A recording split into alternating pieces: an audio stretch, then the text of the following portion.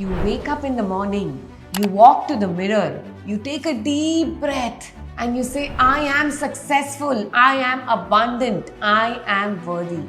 And from somewhere inside, a voice is firing back to you. Really? And then comes the guilt. Maybe I'm doing something wrong.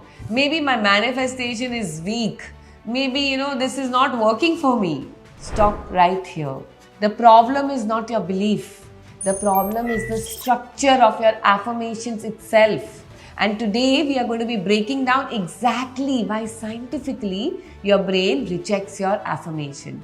And more importantly, how to fix it. But before we get into that, for those of you watching me for the very first time, hi, I am Ritu Agarwal and I help women rediscover their inner power so that they can become the energy queens of their own lives. Affirmations are a central tool in my coaching, but only when they are used in the right way.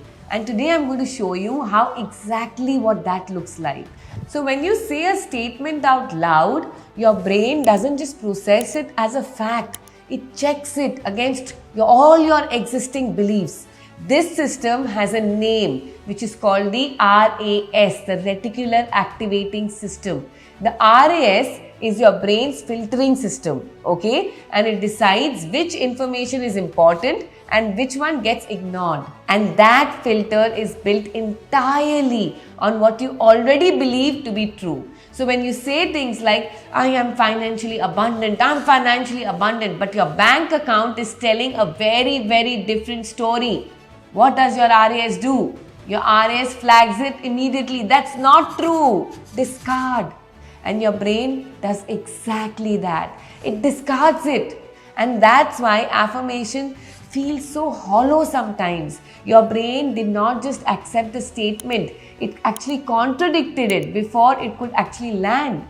And this is not failure. This is neuroscience. And once you understand it, you can actually make your affirmations work so beautifully. So there's a term for this which is called the credibility gap. Okay? So the credibility gap is the distance between what you're saying and what you genuinely believe.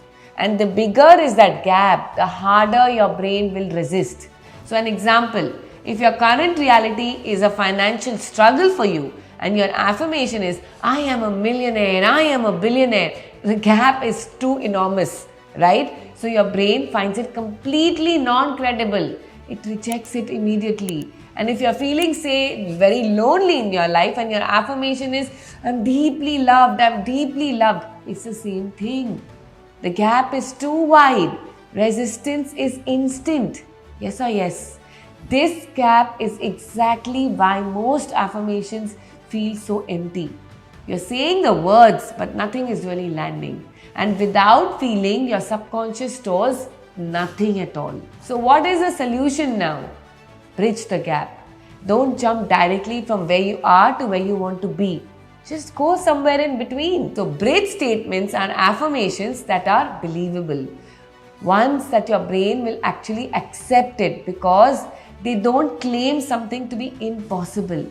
They claim something in progress. So the old affirmation says, I am incredibly successful.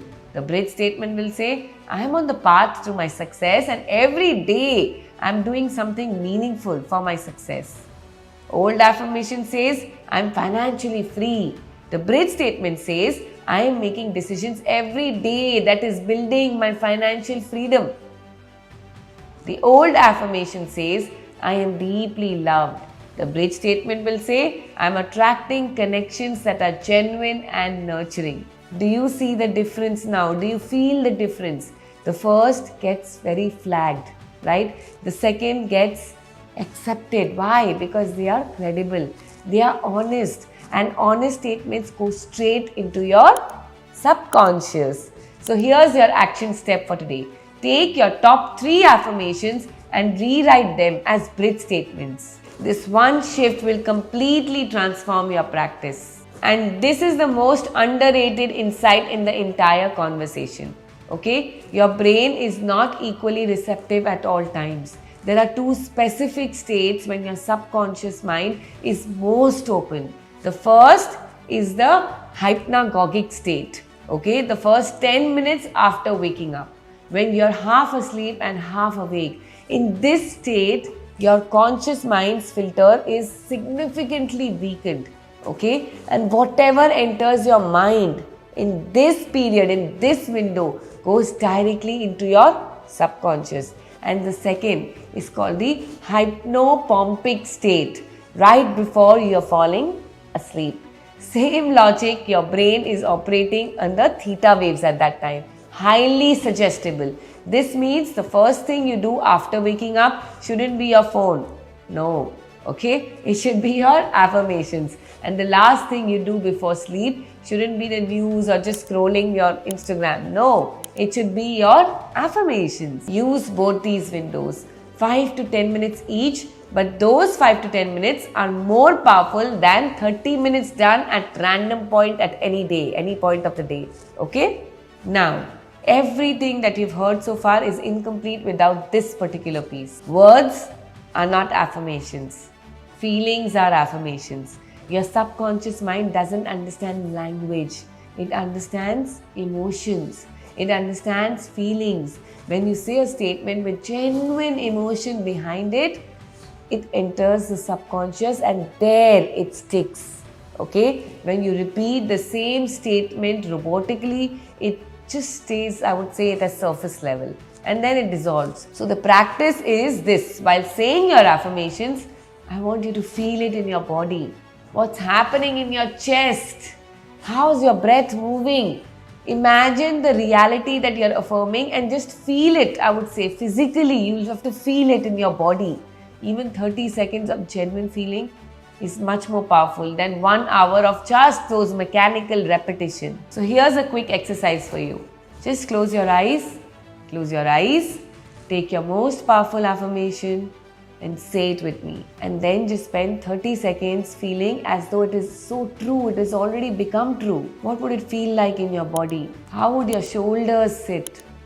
How would you be breathing? This is your actual affirmation. The words are simply the carrier, but how do you feel in your body when you know that this affirmation is true for you? Feel it. Good, right? So now let's close with a 7-day reset program which will start today. Okay? So day 1 and 2 audit, look at your current affirmation. Which ones actually feel believable to you? Which one feels like a stretch for you? Okay? Day 3, I want you to rewrite it. Convert the ones that feel like a stretch into what? Bridge statements. Yes, you already know it. Day 4 and day 5, I want you to shift your timings. Morning and night. Make sure that you're doing your affirmations.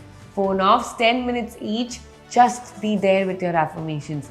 Day 6, add the emotion. Don't just say them, feel them. If it feels robotic, stop and restart again. Day 7, collect evidences. Find one small thing in your day that aligns with your new affirmation. Okay, because this evidence signals to your brain and your RAS, one more time, that the statement is becoming real for you. So do this consistently for 7 days. Your relationship with affirmations will just not be amazing, I would say, but it's just going to be giving you the results as well. So that's exactly why your brain was rejecting your affirmations. The gap was too wide. Yes, the timings maybe was off, the emotions maybe was missing, but starting today, all of that can change. So use your bridge statements, use the right windows and feel it genuinely from your heart. Affirmations are not magic, they are neuroscience, and when they are used in a correct way, they actually work miraculously.